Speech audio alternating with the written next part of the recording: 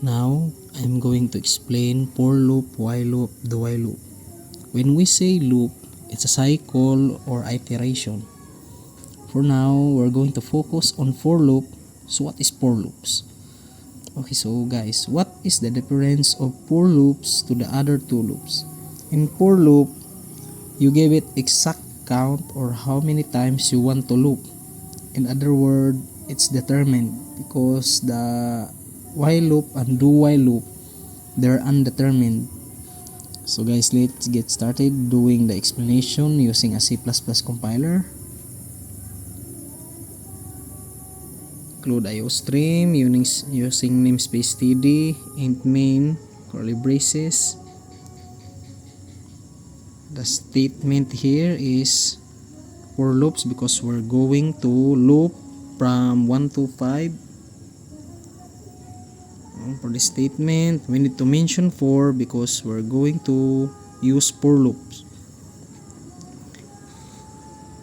Int I equals to 1, so the value of our I is 1. Is I less than equals to 5?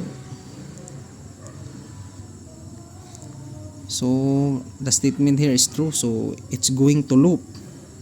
As long as the statement is true, it will loop again until the statement here turns to false. About the I++ is increment because the value is going up. And see out I end line. Let's run. Wow. I'm going to explain while loops. So the IOStream using namespace td, int main, and curly braces.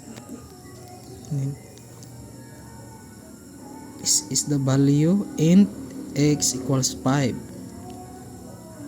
But here is the condition. Then we're going to mention while because we're doing while loop. Is x greater than 1? So the statement here is true. Then it will loop while x greater than 1. It's a condition. As long as the condition is true, it will loop over and over again. Then see out, do it again. This is the for the output. Let's get to run. As you can see here, it's going to loop and over again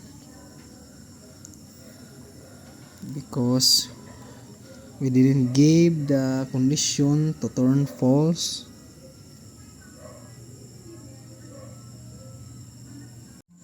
Now I'm going to explain the while loops.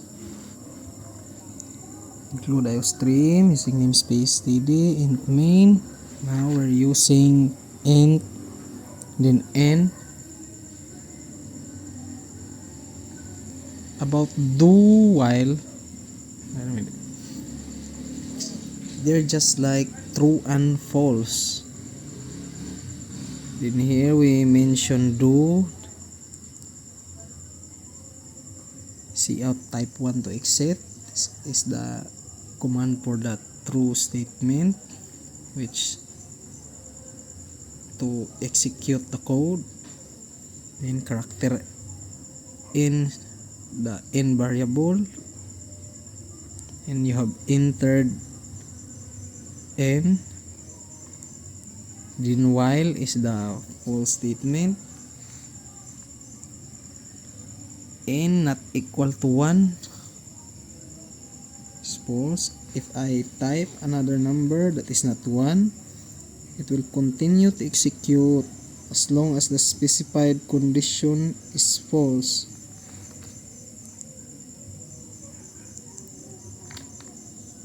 If I enter the correct variable of n, then we'll see out the by statement. Try to run. but here we type the 2, 3, 4, 5. It will loop over and over again because the command statement here is type 1 to exit. If you didn't type the correct statement of the variable, it will loop and over again. This. Then if you type 1, it will execute the code, then it will see out the by statement.